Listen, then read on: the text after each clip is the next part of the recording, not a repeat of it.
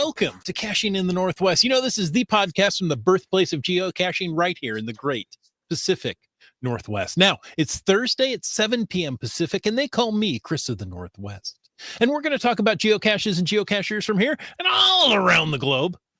So while you're wondering where atmospheric rivers flow from, we'll be caching in the Northwest. Yes. Well, you know where they don't flow from is Florence, Oregon, where the blasted blubber beyond all believable bounds. Is it that time of year? The anniversary was yesterday. Yeah, it's that time of year again. Exploding Wednesday. But anyway, we're not talking about whales tonight. We're talking about treasures with the one, the only, Bryan Roth. Wait, we're talking about treasures? I thought we were talking about GCD. Oh. It show's over. Tracy put me up to it. I have Nice. to say. Well done. Well played. Yes, well Thank played. you, thank you. Yeah, we'll just get Also, Tracy I have to little say, bonus. probably the danciest of our guests we've had yet. Yes. Very good. Yeah, all right. I'm in. You're there spinning circles, proving just how wireless you are, and we're Yeah. all tied down with wires. Hopefully you can hear me in my wireless state. Yours. Yeah, looking great, sounding great. You were right up there with, have you seen Donny Osmond in the Weird Al video? That's some of I used to watch the Donnie and Marie show when I was a kid. That dates me a little bit, but all right. Well, hey, I don't know that I've seen I'm a fan of Weird Al. I could actually sing the lyrics to quite a few of his songs, which I won't do now. It's the white and nerdy video, I believe, and Donny Osmond. Donny Osmond is in that. White nerdy dancing in the background, and it's awesome. We've lost Bryan for the rest of the show now. That's right. He's off watching Weird Al now. Anyway, while Bryan's watching Weird Al videos, listeners, jump in the chat and, well, tell us what you want to know about treasures. What do you want to ask Bryan? But first, well, I'm Wits End. I'm glad that you're all here. He's Bryan Roth. That's Chris of the Northwest over there. And, this guy, where is he? He's over there. Hey, he's ducking. I don't know. It's time to bring him in. It's time to bring in our autumnal ape. All the audio listeners are going, what's going on? Some say he claims his advice is 104% accurate. And others say he was in a boy band called No Direction. All we know is he's called Land Monkey. Yes, directionless, but always 104% accurate. That sounds right. Yeah, pretty much. And I know he's there now. That's on brand. Yeah. Well played. Well played. Hey, great to be back. Love Thursday evenings, highlight of my week, and always a pleasure to have a guest on the show, and even better when it's a return guest who we just really enjoy chatting with. So welcome back to the show, Bryan. Thanks. Great to be here once again. Folks, it is a moment for a quick reminder that we appreciate the support of our patrons who help to keep the podcast coming each and every week. Thanks to Land Sharks, one of our corporate Denali level sponsors. If you haven't yet, it's still time to pick up your GIF or your fall Ceto coins and swag. And hey, maybe even look into some winter caching supplies. Order it online today from landsharkz.ca. And hey, if you need an app to go find those geocaches with your winter geocaching supplies, well, Cachly. Cachly is the premier geocaching app for iOS. Version 8.1 is out there. Is 8.1 is the current version? Not quite yet. I think it's 8.01 something. Let's coming just soon. update this right now. 8.0. Version 8 is with Cachly Pro. Gives you offline maps of the entire world. You can navigate while you're offline. That's super handy. You can do all your challenge caching, and you can find Cachly in the iOS App Store, or just go to cachly.com. And so if you've got your geocaching supplies and you've got your geocaching app, well, now you need somewhere to go. So we're going to tell you to head up to Valemount. That's right. Tourism Valemount welcomes you. Alongside nature's beauty, the vibrant village offers local charm, unique geocaches, warm hospitality, and unique cultural experiences. So whether you're seeking outdoor thrills or just a peaceful retreat, Valemount awaits you. Sounds I feel funky. so much calmer after you read the Valemount one. Yeah, when I read the word calm in a very intense manner, yeah. Calm! It's very calm. Just go. If you want to know more about supporting this podcast, click the Patreon link on the cachingandw.com website. we are excited to be able to talk with Bryan Roth. But before that, it's just a tease right there. Folks, if you want to ask Bryan any questions about treasures, use the hashtag treasures right there in the live chat that's going by. You guys are already working it to bring up any question you want tonight, and use the hashtag FATAS to bring up anything in the after show, maybe something unrelated to treasures, an event, a milestone, something that you think everybody else is going to want to hear about. And that's all the hashtags I have. No hashtag podcast drinking, no hashtag podcast baking. But the ongoing joke about our guests from HQ has resurfaced. Oh, yes. Yeah. Asking Bryan to stay focused and not worry about the lights going out. That's right. I haven't had that problem in a while. And to be honest, like, this is the time of year where it occurs, in the spring, summer, and fall, it's not an issue. And now it's finally dark in Seattle. And so I'll try and keep it sort of an ample amount of movement going while I sit here, because it's I almost kind of want the lights to go out just as like a tradition. Right. So maybe I need to stand still for a while. Well, and we learned from Jason that actually sitting at the front desk gives you the best lighting when the lights go out. So he had very moody lighting when it went out. I think he was illuminated by his laptop, so he had it worked out well. We used to have a full lighting sequence in the app. So this is not what we're here to talk about, but as an aside, Jeremy had this idea about when people would come to the visitor center to have an experience. And we built something where, at least at one point, when you would open the cache, the main cache at HQ, like, it would make some sounds and the lights would flash. And it was like this, like, add to the eureka moment, like, oh, you found it and whatever. And I think it just got so annoying for anybody who was there that we ended up turning it off. Like, that's one thing, but that's not as bad as the smell machine. I don't know if I've told that story before. So if I haven't, briefly, previous office, which was 3 blocks from here, we had it had a visitor center half the size of this one. And the idea at the time, again, a Jeremy idea, the creative among us, was, hey, can we create this, like, make it feel like you're walking into this woodsy scene? And so we had a fake tree that looked pretty real. That's over at the warehouse where the merch program is. So if anybody's been over there, there's a big fake tree that used to be in the visitor center.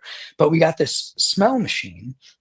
And we had the company come in, and me, Jeremy, and Elias, and we sat down, and, like, they had us sample all these different smells. And it was like, this is alderwood, and this is, I don't even remember the smells, but we had to pick, like, what would be 3 or 4 smells that we'd want to kind of cycle through.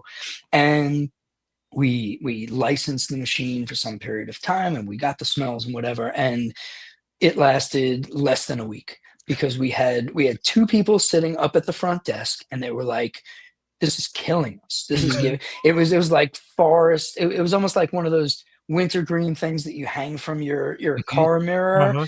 But like every like, I don't know, 25 seconds, it was like, and then it was just filled and they were like, no, you're giving us headaches. We cannot do this. Please get rid of it. So short-lived, but an attempt at creating an experience. There you go. There's my aside.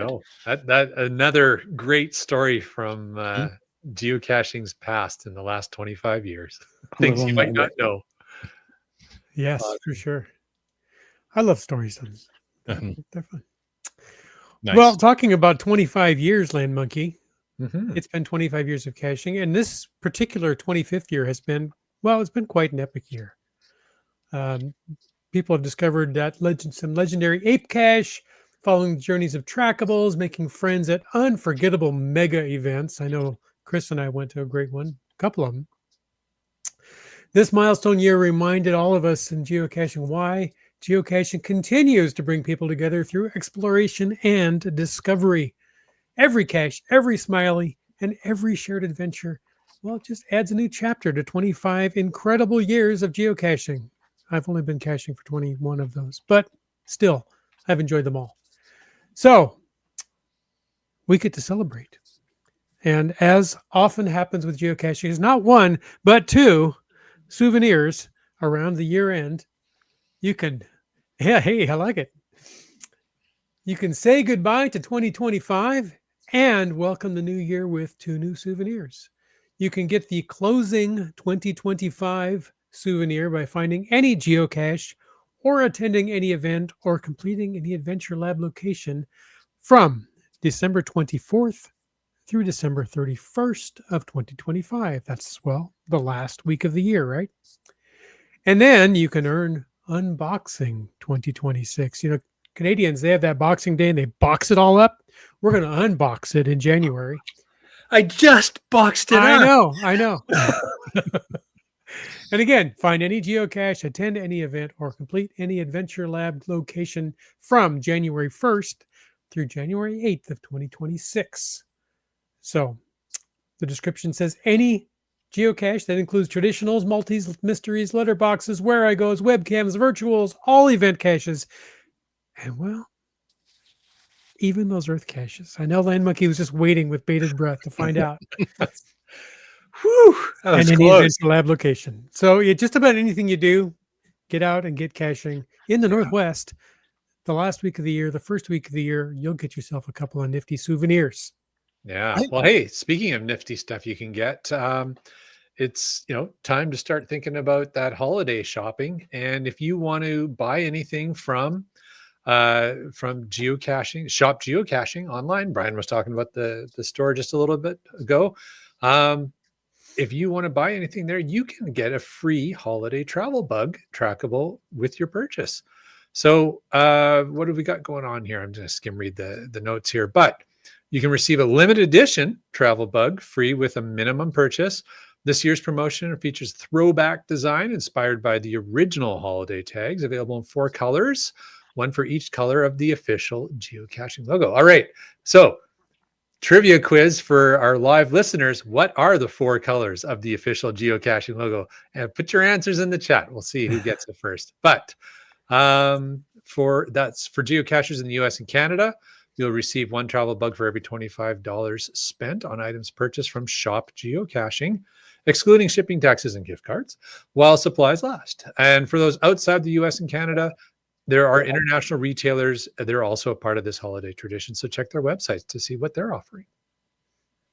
And if you're going to do it sooner rather than later, because I talked with Marty, who runs the program, yesterday, and I went to a GIF event that his daughter hosted, and he said that the distributors bought significantly more of our sort of our stock than they normally do, and that they're moving pretty quickly. People are a lot of people are trying to get all 4, and there's cool merch there, and so that's the positives. I think one comment that he noted was somebody wrote to us and said, "These are the ugliest travel bugs ever." So there's the counterpoint.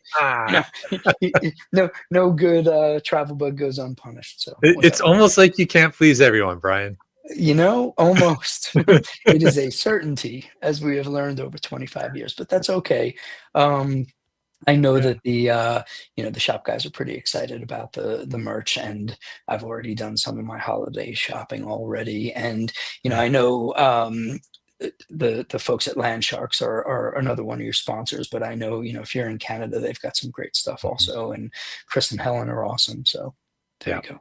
Yeah. If you buy from Land Sharks, I think they usually honor the same promotion. So I'm sure that they're one of the participating retailers that are getting the trackables from us, and then they do the same thing with the customers that come to their shop.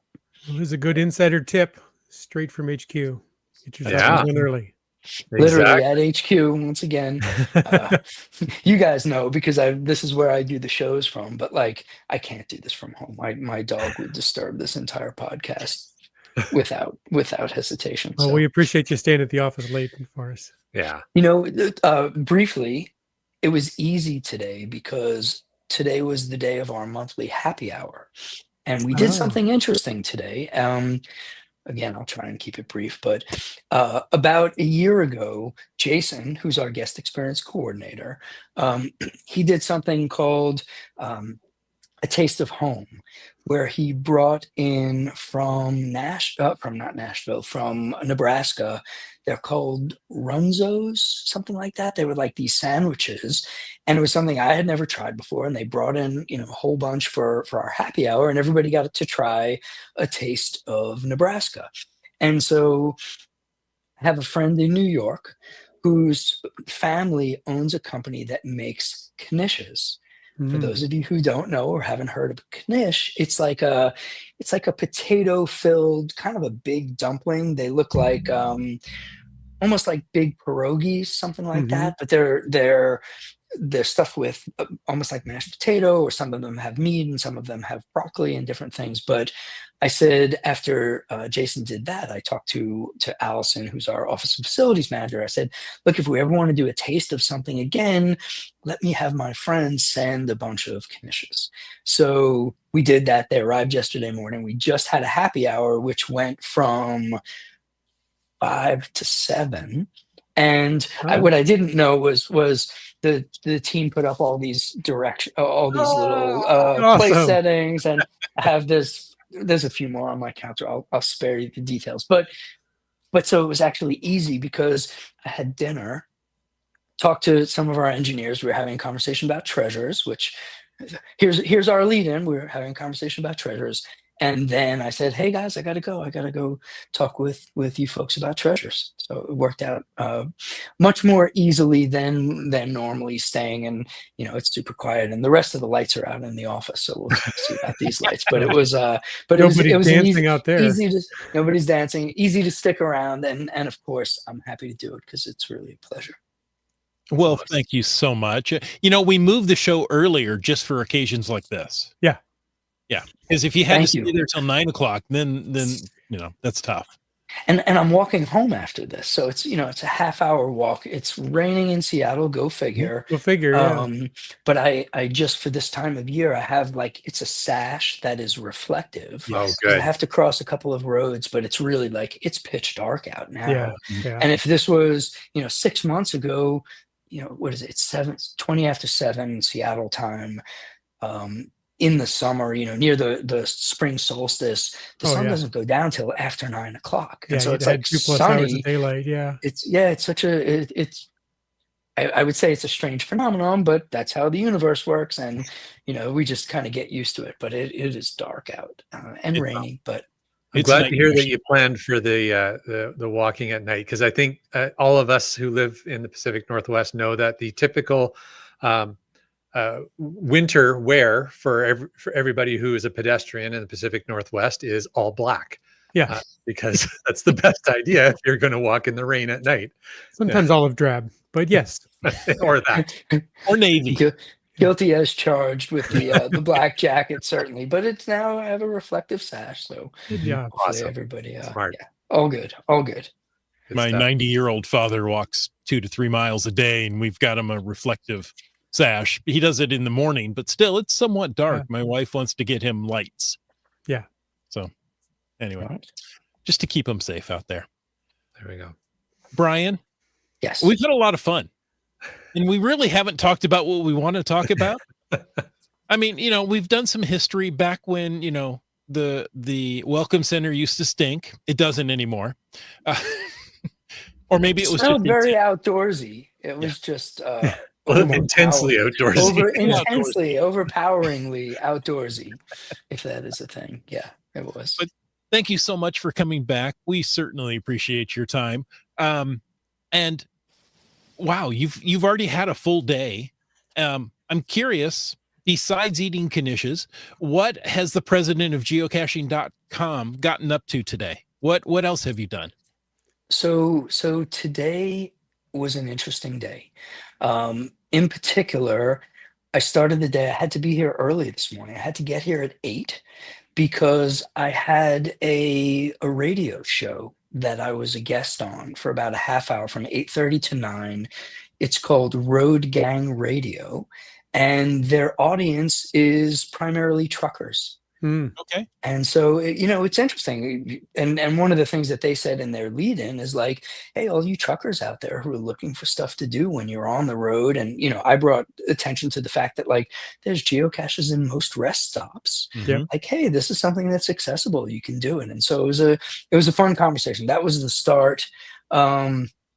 I had a bunch of one-on-one meetings with different people. We had a senior leadership strategic discussion about treasures, among some other topics about roadmap stuff and treasures and plans for next year.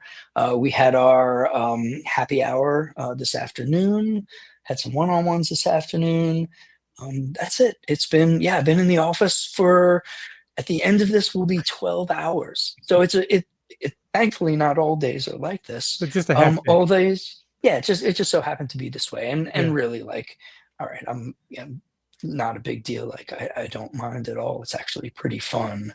But it's this was an unusual day. They're not normally like this, thankfully. Well, because even after all the years of geocaching all the years you've been involved with geocaching, playing the game, working there, running the show, it's still fun. You still enjoy it.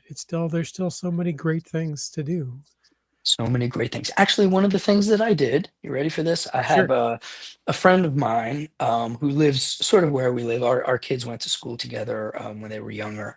He wrote to me and he said, hey, I have a friend who has another friend who's coming to town, and we were talking, and she asked if I knew what geocaching was, and I said, oh yeah, I know, I've played with my family, I know Bryan. And she said, oh, my friend is coming in from Boston, and she's been geocaching for 15 plus years, and the top thing on her list is to go to HQ. And I said, great, what time is she going to be here?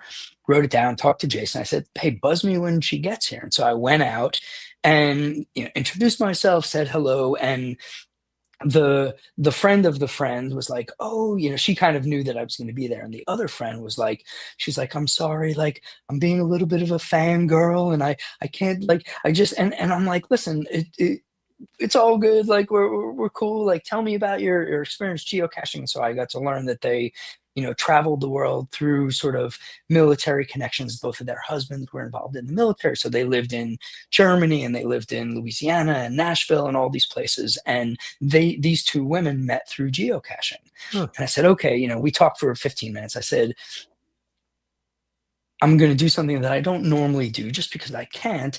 I said, if you don't mind, follow me out of the visitor center, come back to my office. Let me give you some trackables. And, they said, sure, let's do that. And I brought them to the office, and I gave them, some of my trackables, gave them one of my family coins because I know that it's meaningful. Sure. And, then walked them back to the VC. And I just got a note from one of my friends, and he said, best day ever. Like, thank you so much for whatever. And what they said to me in my office is like, it's such a meaningful experience to be here and to be part of this game and part of the community, and to have met community through this game. And I said, you should understand that for me to hear that from you and to know that this game has had an impact on you is just as meaningful to me. Like we all get to be a part of this.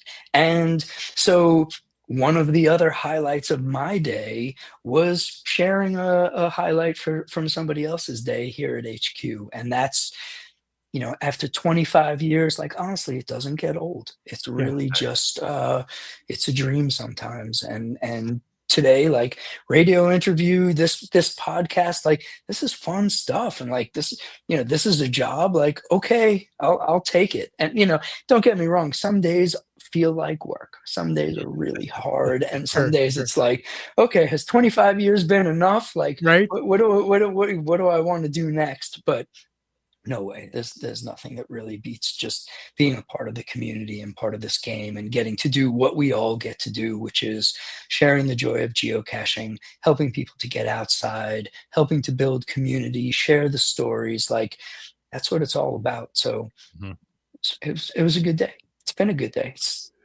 And we're still going. So we're going.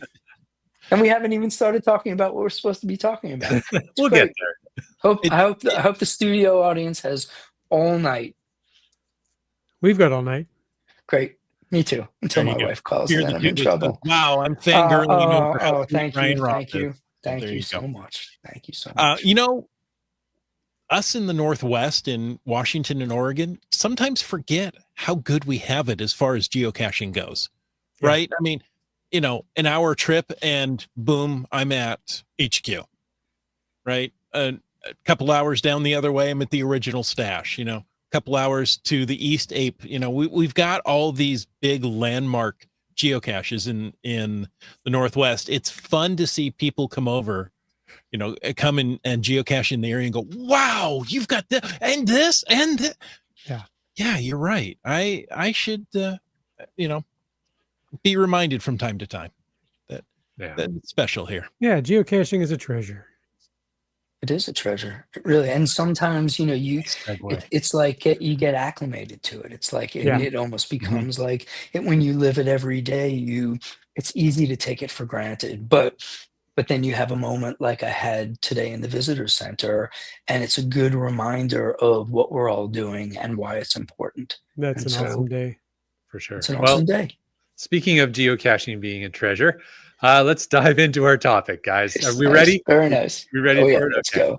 go. So we're going to dive into the new feature. I mean, I say new, it's been around for a little bit, but it's still new. March 17th was the launch. Yeah. There you go. Treasures. Now, Bryan, for our listeners who may have only heard the name, but haven't really started collecting and gotten into it, can you explain what treasures are within the app and the site, and maybe also how they differentiate from souvenirs or badges? You got it. So Treasures is a feature set that we added in March. We had been building it for almost a year at that point. And the basic idea is that we're releasing collections of effectively digital treasures. And they're the kind of things that what we recognize is there's a lot of caches out there that aren't big enough for trinkets and toys. And there's a lot of caches that are big enough for trinkets and toys that don't necessarily have trinkets and toys. And so how can we add more of that joy of finding treasure in a treasure hunting game, even though it's like hide and seek / treasure hunting / scavenger hunt? So we came up with this idea where we would create collections of treasures, and they could be a collection of 3 or 5 or 20 treasures, normally thematic. So we just released a treasure that's stuffed, like bird stuffies, little stuffed animal birds. I think there's 21 of them, and it's all different kind of birds. And in order, each collection has criteria for the types of caches that you need to find in order to earn the treasures. Some collections actually have different criteria for each individual treasure. So for example, of let's say a consistent collection, it could be a collection could require that you need to find traditional caches that have a difficulty rating of 2 or more and at least 3 favorite points.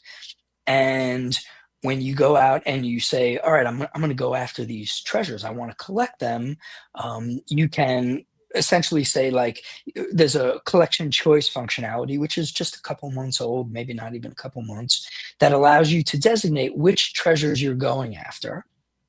And then you can go find a cache that meets that criteria. And when you log that cache, you earn one of the treasures. And if you log enough of those caches, you earn enough to complete the collection. And so what we're tracking now is we're tracking how many completed collections you have, how many treasures you found. So treasures are like a digital representation of something that you might find in a geocache. Whereas souvenirs are more of an award for different types of participation in caching on a certain day. So, end of the year, beginning of the year, Right. completing a marketing promotion, doing certain things, earning points in a marketing promotion. Souvenirs are more like awards or badges, whereas treasures are more like literally something that you would collect.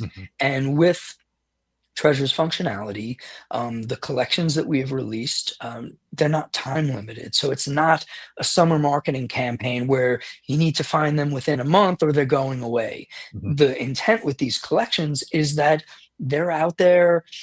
I'll say it a different way. One of the things that we've never done with the marketing promotions is like, if you missed out on a marketing promotion, like Mystery at the Museum, for example, once it's gone, like if you signed up for geocaching 6 months later, you don't get access to that. It's gone kind of forever because we're not going to go rebuild it. We're not going to go repurpose it. But with treasures, by releasing multiple collections, now they're available. So if you were here on March 17th when we released the first few collections, well, there were a few to start with. If you join today, there's a lot of collections to start with. And so what's interesting is we're coming up against some feedback. And some of the feedback is, please slow down. Don't release too many collections, because as we know, there are people in the community who are completionists, who are like, I want to complete it all. Like, give me some time to do this. And what we've said is like, well, you kind of have, ideally, in theory, you have forever to do them. But as we keep releasing more collections, it's like, how am I possibly going to be able to do this? And so I think people are challenged by that. There is a group of people who have found every treasure so far. No surprise to any of us, go figure. There's a lot of treasures, that's a lot of caching. And it's not just going out and finding caches as you see fit. You really have to be treasure hunting. And so one of the things that we didn't want to do was make it like every time you find a cache, you just get a different treasure.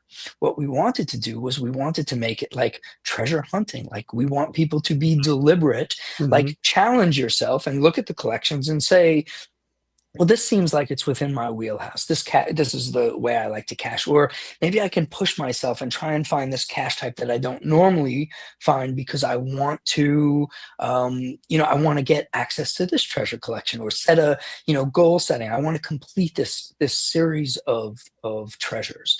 So, one of the things that we're talking about now is, should we slow down? Should we have a different cadence? Should we, on January 1st, release the Q1 2026 collection and release, 6 or 7 collections and say, hey, we're not going to release anything else until March? Or should we continue doing what we've been doing, which is every now and then we just release another collection or another couple collections and say, people don't have a problem understanding that nobody's ever going to find every cache. That's impossible. Right. But there's a group of people out there who personally aspire to find every treasure.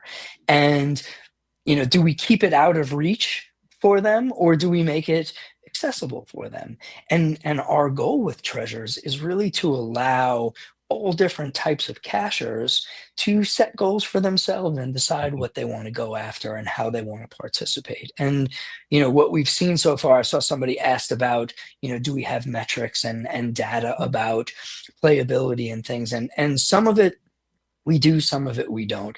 I don't have anything offhand to share. I don't have anything offhand that I remember that I could share. But one of the, there's the question. One of the things that we do see is that, we can measure how many people are sort of manipulating the treasure collections in their choice kind of buckets to say, I want to prioritize this one and this one and this one. And so collection choice is a feature set that we added recently so here's the problem is, if it was the case that you would go to a cache and you would log it and you could get any treasure from any collection that applies, the problem is every time somebody logs any cache, we have to do this enormous database query of every single collection. It's technically not scalable given, let's say, the technology that we have access to now.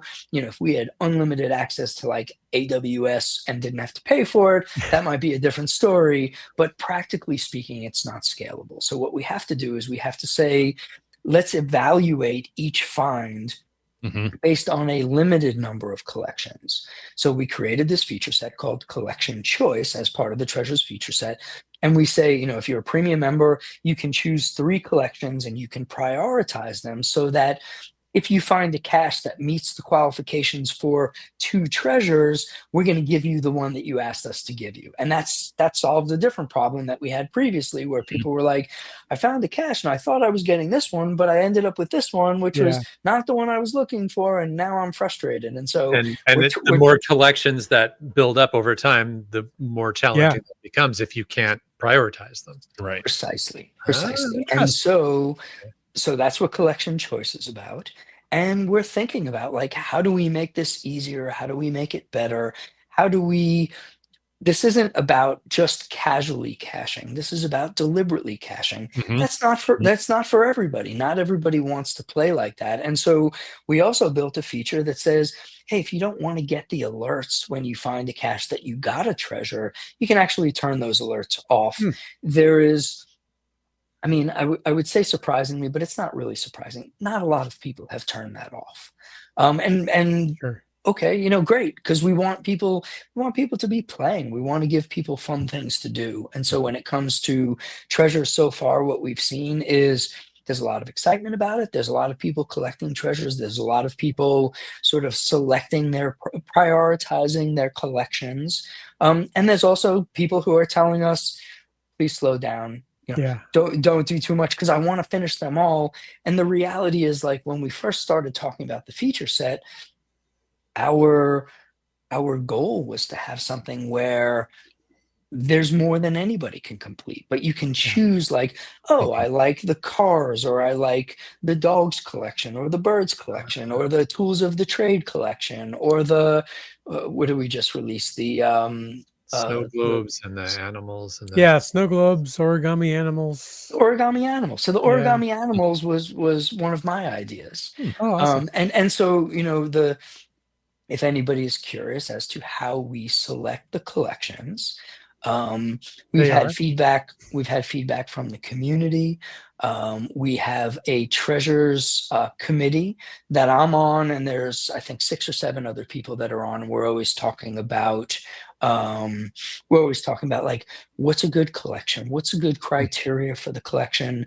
One of the exercises that we do is we have a list of a ton of different collection ideas.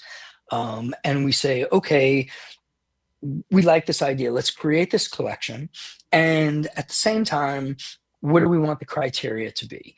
And somebody will suggest, it should be earth caches and events, and this DT, or this attribute, or these things. And then what we'll do is we'll run a query that says, in many of the areas around the world, are there enough of these so that a reasonable amount of people would be able to complete them without having to traverse the globe to go get them? And so some of them, it's like, there's just not enough. We need to make the criteria more expansive. And some of them, it's like, wow, it's like almost every cache is going to trigger this. We really need to collapse it. And so it's a process. It's done by a lot of people who are excited about the feature set. We're trying to get it right. As always, I think that there's going to be missteps, and there's going to be challenges, but so far so good. I'll say I found a couple of caches in the last, in the last week or so, and I didn't get a treasure when I found them.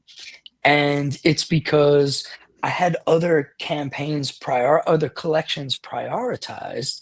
And this is just my perspective, but like, after I logged it, I waited and I was like, something going to pop up, and I was almost a little disappointed that I knew I wasn't going to get a treasure, because they were basically traditionals, and I'm trying for some of the premium, the puzzle one, which is not traditionals, and so I didn't get any treasures for like 3 or 4 caches that I found, and I was like, okay, I need to take a look at my collection choice, and just, or before I log the caches, I need to go in and say, like, how do I make sure I get a treasure? Because I do like collecting them. I want to collect more. But it's not for everybody. So that's really how the functionality works. It's how we're thinking about it. And it's a learning process. We didn't think about collection choice when we first started it, because it was like, it was sort of on rails. Complete this collection, you Yep. unlock this collection, complete this collection, unlock this collection. And the challenge that that presented was, if we wanted to play with sort of the DT cache type combinations, if we put a collection in sort of an unlocked form where it was the collection you needed to complete before it unlocked the next collection, and if it was too hard for people, or it wasn't the style that they cache in, all of a sudden they're done. They're like, I guess I'm not playing treasures anymore. I have to wait till something changes. And that was a good lesson for us to learn. Yeah. Admittedly, we didn't anticipate it in the beginning, but now we, yes, agreed, Cache Canada. So we're learning as we go, and we're really just trying to, the ultimate goal of the feature set is to add a new element of fun and delight to geocaching. Add the ability for the cachers who have cached out most of the stuff, or they're not looking to pad their numbers anymore, but what they're really looking to do is, there's people who do a lot of challenge caches, because it's like an evolution of the game. It's like, how do I challenge myself, literally and figuratively? And this is another way to put challenges in front of people with the DT combinations, the attributes, and just say like, hey, if you want to go try and complete these all of them, you're going to have to do some work. And for some of those real power cachers, hopefully that's the incentive they need to stay engaged and keep playing and keep having a lot of fun. Well, I know I'm fascinated as a nerd by all the database and query criteria that I hadn't even considered. That excites me, but it's also fun to hear. And I know other people have been asking about coming up with new ideas and the artistic and the design concepts behind them, brainstorming sessions and such. So that's great.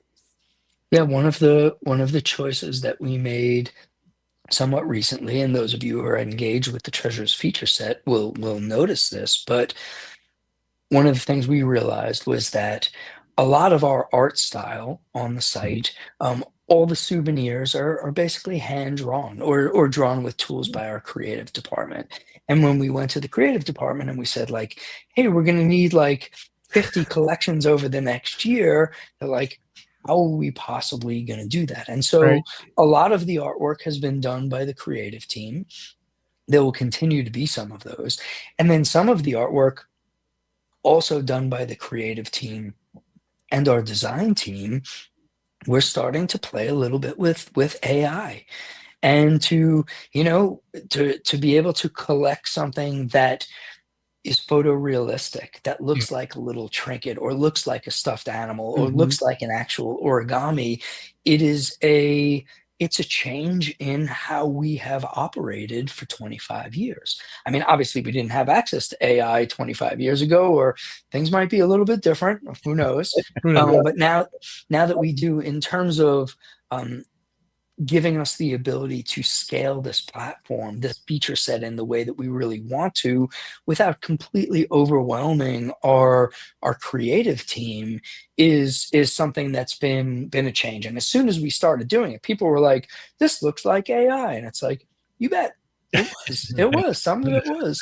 And it's interesting to just play with new technology and see, so much of this game has been built on iterative technology that has come to the world. And here's another thing it's pretty fascinating to play with and to see, like, oh, we can create an art style, and then it's like, we need 10 of these, and it's like, da, da, da, da, da, as opposed to, we need 10 of these, and it's like, well, great, give me 3 weeks. I'll get back to you. Let me know what you think. And it's like, to be able to do it so quickly is just a different experience for us here at HQ. Definitely. That's cool.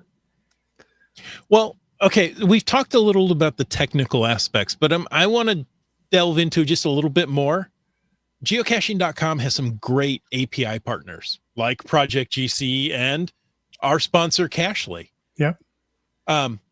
Have they received, and how, well, more like, when are they going to receive API access into functionality aspect? Yeah, it's a great question. We've had some conversations with some of them already, and the goal is absolutely for us to do that.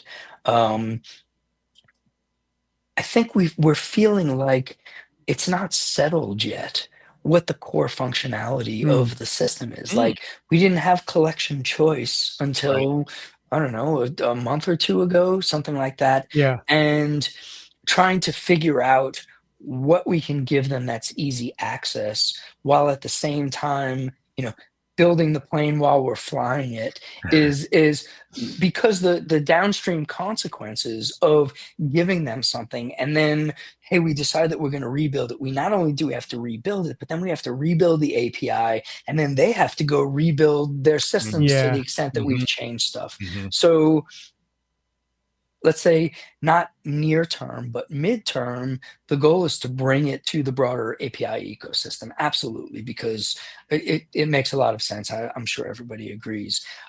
But strategically, we want to have it be more of a settled feature set before we do that, so that we're not adding a whole lot of work for everybody and having to replicate every change in, arguably a lot of different places. Wow. There's just so much more than I'd even thought about.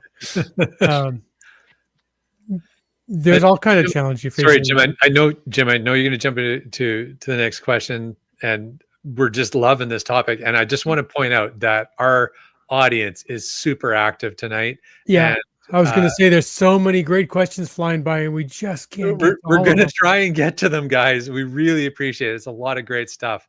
Well, But Brian said he had all night, so All right, let's go. this Let's might go. make this an Bring the epic bring the marathon question. show. Let's see. Let's see. I'll It's try and not talk faster. it's not gonna get any darker on your walk home. That's right. Yeah. Indeed. Indeed. sorry, Jim. Indeed. Go ahead. No, it's I'm right there. There's so much great. This is a great show. It's good to do.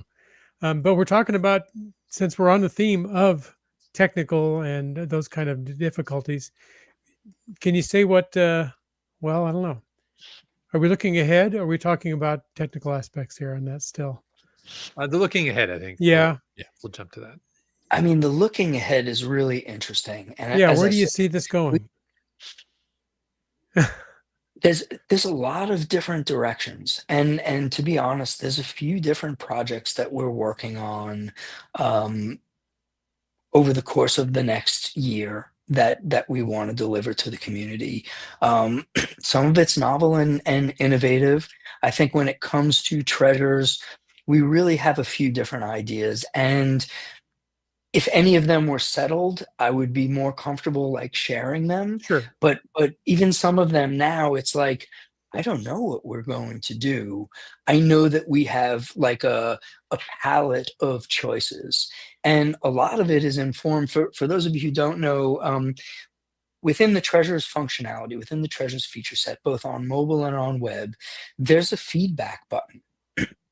And we're getting tons of I feedback, can imagine. and oftentimes we're getting questions, we're getting confusion, we're getting I love this, we're getting people saying turn this off, I absolutely hate it.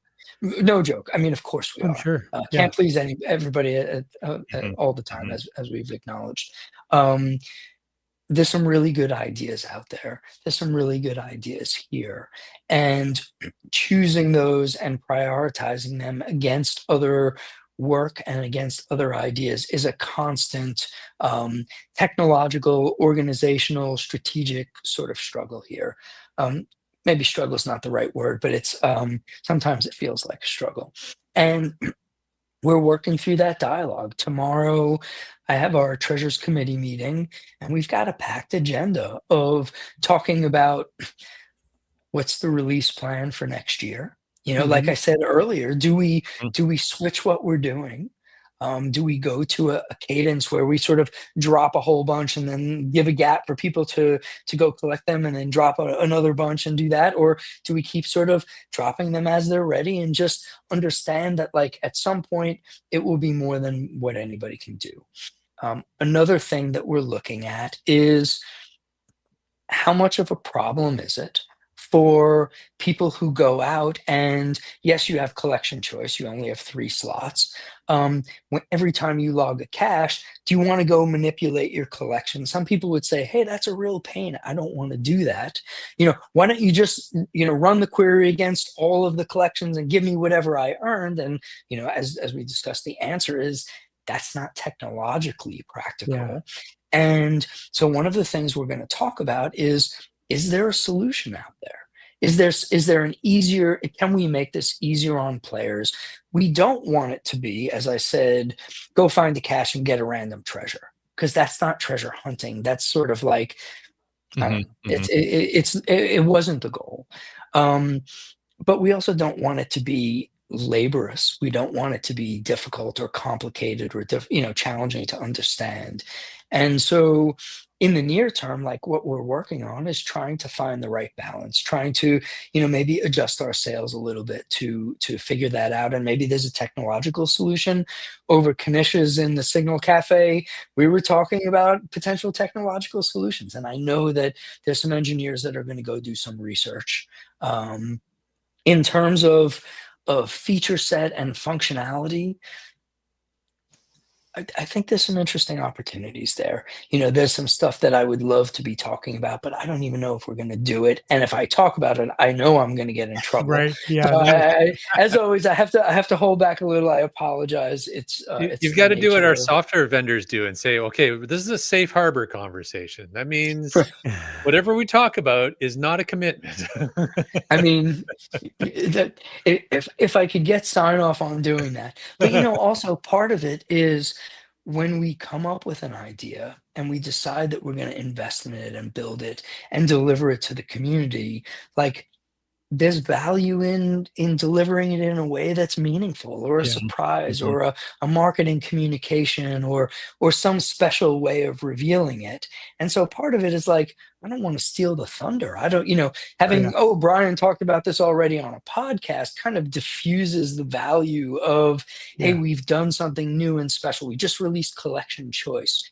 And I think that we've talked about Collection Choice in the past as like, hey, we know that there's a problem here. This is coming. We know we have to solve this. We're going to do something.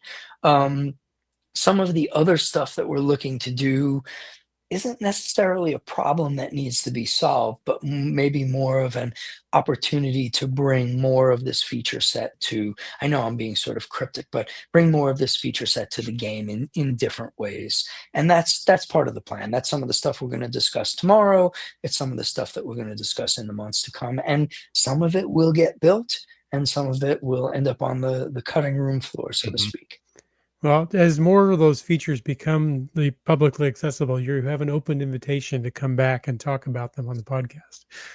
I would be delighted to. And I'm pretty sure I've got a track record of not saying no ever. So you guys let me know, and I'm happy to come back on. Awesome. Jim, do you want to grab the other questions from the listening? Yeah, you know what? Why don't we? There's so many. There are so many. Too. Chris, I'll tell you what, see if Chris, we can answer them. Chris, you go through, start picking them. Oh, okay. Well, you just answered this, right? Somewhat. Cache Canada wants to know, was this a holy cow idea at HQ? We're talking about treasures, where you sat around the table thinking that you just came up with something that would be really huge. I hope it will be really huge at some point. It's a work in progress. Quite honestly, we've been talking about doing something like this for years. And what it took was, at least to start, it took a very motivated engineer. I think we've talked about it in the past, but Sean Boots, who is our head of engineering, motivated, coupled with the ability to leverage some new tools that have come to the marketplace over the last year and a half. Like Treasures was built with the assistance of AI, make no mistake. And Sean would say this was not something that could have been done at this scale in this time frame without the benefit of AI. And when you think about that, like we didn't have that 5 years ago. almost 10 years ago. I have a PowerPoint somewhere where we talked about this idea a very long time ago, but it wasn't practical because to build it would have taken a large team of engineers and product managers and designers a very long time. And I think it's an example of what new technology can bring to the ability of a relatively small company to deliver value and feature sets to this community. And so we've talked about it for a long time. It wasn't necessarily practical, and we kind of got the project started. And Sean was waking up on the weekends at 5 o'clock in the morning and writing code because he was excited about it, and we were excited about it. And the conversations that took place in development: should we do this? Should we try this? We just brought on a design team lead somewhat recently, who's super creative and talented and working with the design team. He's been working directly with Sean, and they're having these conversations about look and feel and turning ideas really rapidly. That's something that we just leveraging AI on the design side, Mhm. leveraging products like Figma, where we can visualize what something's going to look like and play with it. Some of those tools were not available to us when we first had these ideas. And so now, the question is, now that we've got these tools, now that things are changing, it feels like almost every day, what else can we do? And here at 25 years, for me and for most of the people at the company, like, that's an exciting time, because AI for us, this is not about, oh, let's leverage AI so we don't have, so we can get rid of lackeys and whatever. No, it's Yeah. AI is about being a force multiplier. Mhm. If every lackey instantly becomes more capable because now we have access to tools and resources, even for myself, I'm using it. I'm using it to prepare for meetings, or to ideate, or to do business analysis on things that I'm interested in. Like, what problems might this create that I haven't anticipated? That force multiplying effect allows a small company or an individual or even a large company maybe to move faster or be more effective, or to write automated tests in such a way that we don't have to manually walk through everything that we're building to make sure that we don't break half the other stuff that we built. So it's a very exciting time. Yeah. Did I know it was going to be a huge idea? We always thought that it would be a great idea. And we're not done yet. So we're working on making it a great idea. Right now, so far, it's a good idea. We appreciate that people are playing with it and enjoying it. We want people to really love it. Some people do, Good some idea people don't. today. Yeah. A Good good idea idea today today. is better than a great idea tomorrow, I always say. Yes. Yeah. Yeah, you have to start somewhere. Yeah. And being iterative and saying, like, let's not wait until we think this whole feature set is done to put it out there. Like, thankfully, we're supporting a community that, my sense is, like, everybody wants us to be doing stuff, and so they're willing to come along and test things and give us feedback. It's not like, you released this and I hate it and I'm never going to geocache again. It's like, hey, you released this, I really don't like it, can you make it do this, or can you change Mhm. this? And through that dialogue, we can figure out how to be more effective, how to build better products, better services, better features. And that's a big part of the goal of Mhm. what we're trying to do here. And thankfully, because the community is the community, we're not severely punished when we try and innovate and don't get it right, which is inevitable if you're innovating. So that's okay. So thank Exactly. you for being flexible and accommodating and adaptable. That allows us to be more innovative. Mhm. And in a way, it's a win-win. Yeah. If you're not growing, you're never failing. And so what fun is that? That's right. Indeed, you have to fail to grow, 100%. I've gone through so many questions, right? For the majority, people love treasures. There's a couple that are like, I'm neutral. I love the ability that, you know what? I don't want to be notified. I don't want to turn these on. I don't, you can turn them on, you can turn them off, right? If Yep. you don't want to do it, you don't have to, you're not required to. Peach says, I love the fact that you can click and find caches that meet the criteria of a particular treasure. It has helped me so many times so far. I work to search and find future caches that work for all that. And there are several others that love that filtering. It allows them, because there are so many caches to find, it helps them to focus on just, let's go find these today. Yeah, it's a fun feature set that allows you, a fun part of the feature set that allows you to say, if I want these treasures, here's what I need to do. And that certainly makes it easier. It's a premium feature, great. Help support the development of the feature set. I'm glad, Annette, that's wonderful that you love it. Keep going. Let us know what else you want to see. There, Bryan, sorry, Chris, I had a question. It's a bit of a business question on this. All right. And it's funny, Just Carlo, GIF finalist, Just Carlo. I saw the film. I saw it last night. It was and reminder, Volvo. he's actually from Canada, even though I think it said that he's from the US. Oh boy. Uh-oh. He's from North America.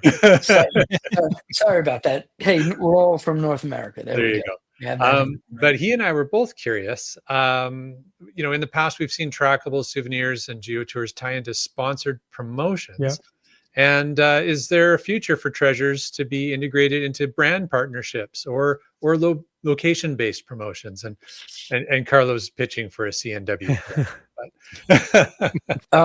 Yes, there is. And so, there's nothing active now, like we don't have any lined up, but there's been the thought of doing sponsored collections. I mean, ideally, for us as a bootstrap business, not externally funded, we rely on premium membership, merchandise sales, partnerships, and promotions to keep the lights on. There you go. They're still on. To keep the lights on here.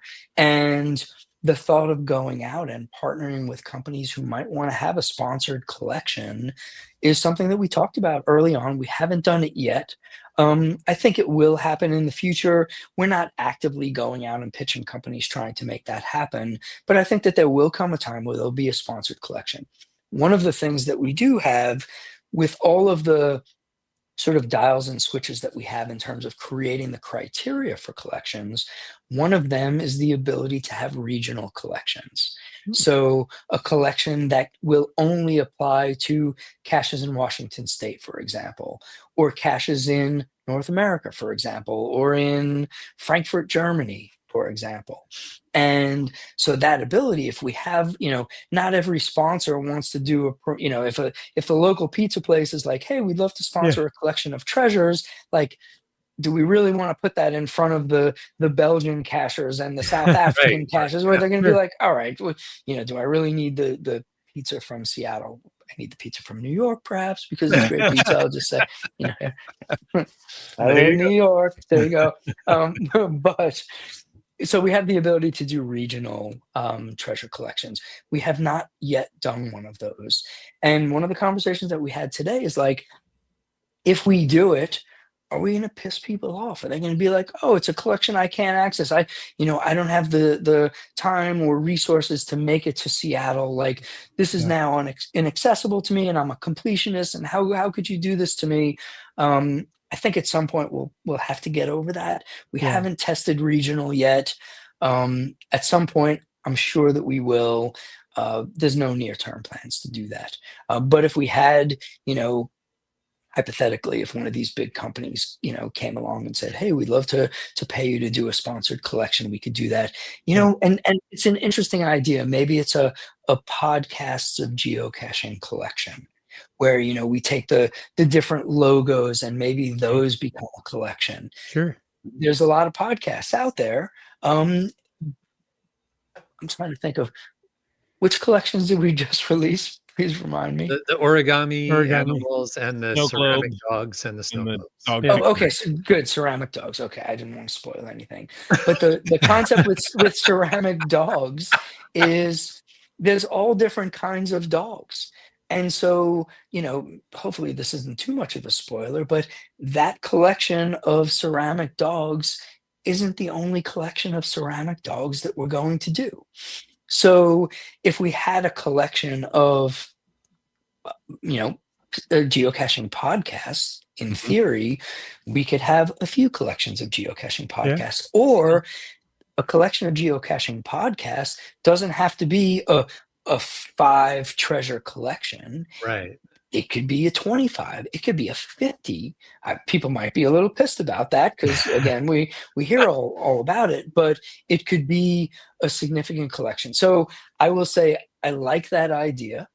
I'm gonna bring that to HQ, and obviously there's some like Gia's taking notes. Is Gia here? Oh yes, you are. Yeah. It is a fun idea, isn't it, Gia?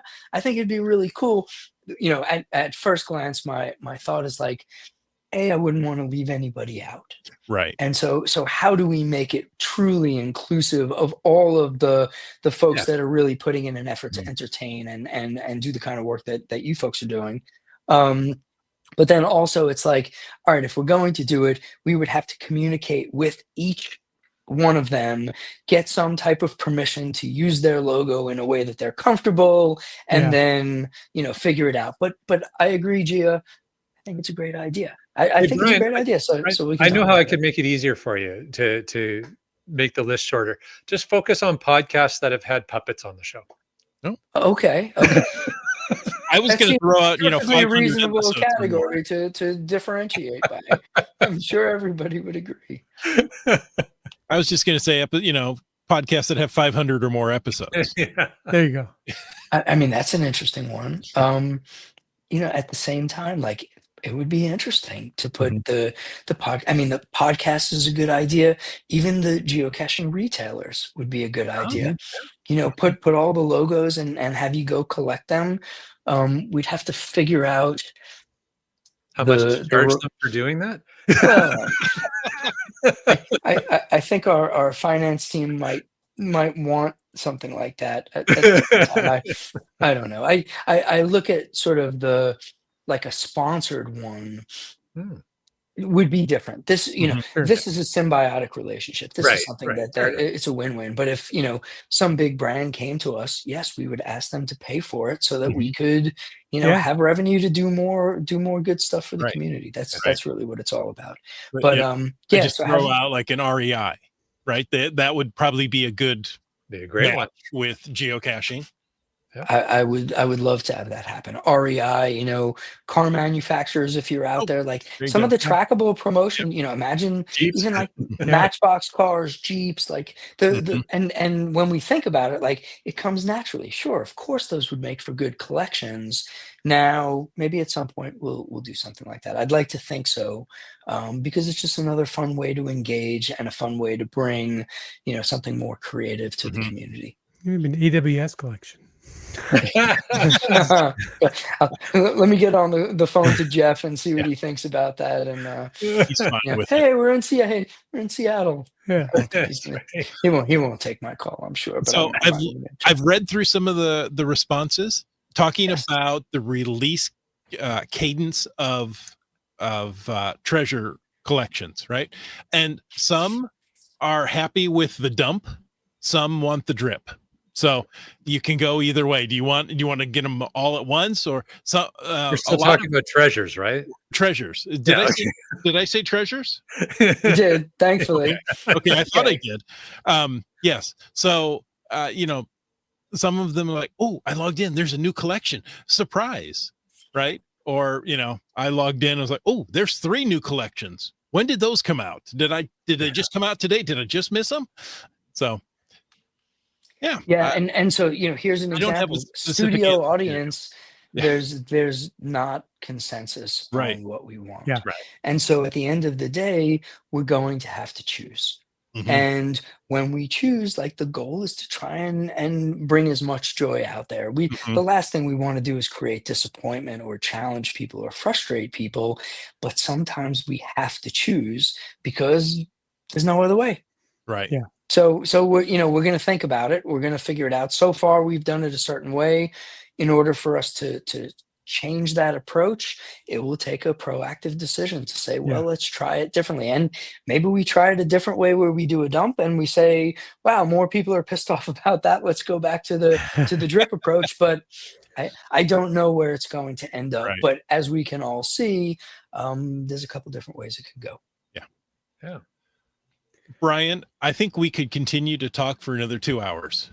probably. So. I mean, without a problem. This has been fantastic. Yeah. everybody has loved this episode. So thank you so much for your time.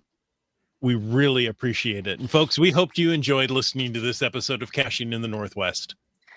Well, for Absolutely. what it's worth, I have enjoyed this as much as anybody. So thank you for having me on once again, letting me talk about geocaching and some of the stories and get to see all you guys and get to see the studio audience. And You're so always thanks welcome. everybody out there. Please come visit us at HQ or Mhm. come see us out in the world of geocaching somewhere at an event or on the trail. Fantastic. All right. And it's time for us to also take a moment to thank our Denali level sponsors. That's Landsharks, Cashly, and Tourism Valemount. Landsharks.ca is the outdoor adventure and geocaching store. Check them out online. They're shipping those online orders daily. And you can probably get some bonus trackles if you go quick. Yeah. All right.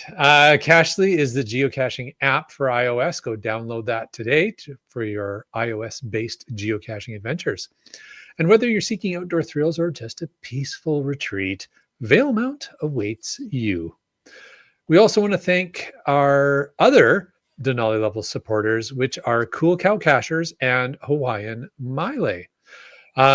If you want to know more about supporting this podcast, well, head on over and click that Patreon link on the cachingw.com website. That's right, just like Logwork did. And Boomer 365. The Camp Clan. B. Pendragon. Ellen. You do end up with that one every episode. I don't know how it is. Dora Moore. Sprouter. You talks to rocks. Peach of Washington.